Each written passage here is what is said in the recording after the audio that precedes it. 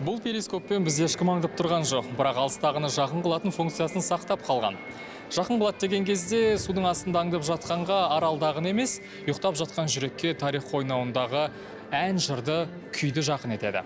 Сондағысы, мына бір аппарат қана, ешқандай электр қуатынсыз, батареяларсыз, тек қана мына тұтқаны айналдырумен ғана іске қосылады. Қазір іске қосып көрейік. Сонымен өлеңді де бастайық. Қуатымен қос білектің поэзиямат сөйлеші жұбатып мына жүректі.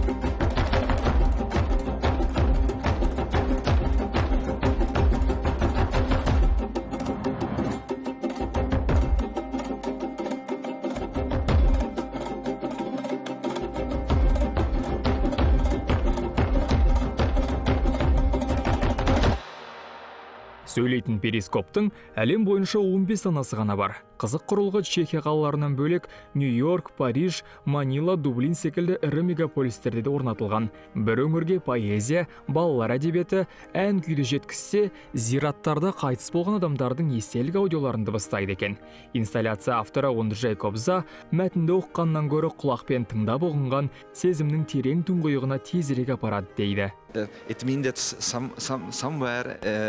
Поэзияматтың мақсаты мына қара топырақ астындағы естеліктерді, рухани мұраны, тамырын терең жайған тарихымызды тыңдату, құдды бір жер астынан алып шыққандай әсерге бөлу. Бұны салтанатты презентация кезінде Кобза мырза ерекше метафораға теңеп түсіндірмек болды. Ағылшыншасы жетпеген соң, чех тіліндегі ойына Чехияның елшісі Рудольф Гикль тәржіма жасады.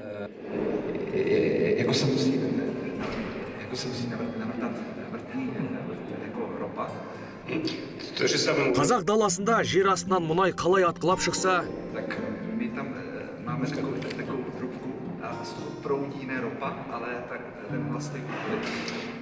бұл поэзияматтан рухани байлық солай атқылап шығады. 2023 жылдың 1 қаңтарында Қазақстан-Чехия арасында дипломатиялық қарым-қатынастың орнағанына 30 жыл толады. Еліміз үшін арнайы жасалған поэзиямат сол мерейтойды тойлаудың басы ғана. Тағы қандай қызықтар боларын сұрап көрдім.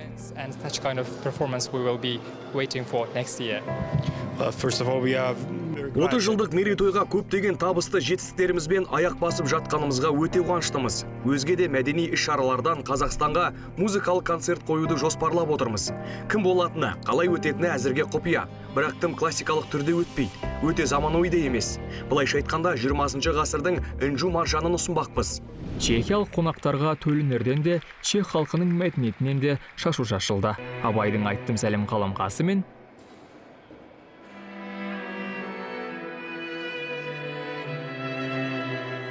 Дворжактың кипарисі ойналды.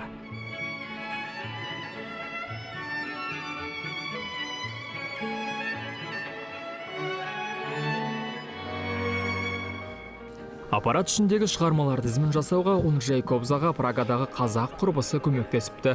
Есімі Жанна Капенова. Елшілікпен бірлесе жасалған еңбекке дыбыстау, өз туындыларын ұсыну жағынан қазақ музыканттары, актерлері мен әнші композиторлері де өз үлесін қосқан. Меруерт ханым, саламатсыз. Сізді қасыңыздан келіп ұстап болдық. Мұнда сіздің атаңыз Құрманғалиев Қарифолланың 16 қызы тұр екен.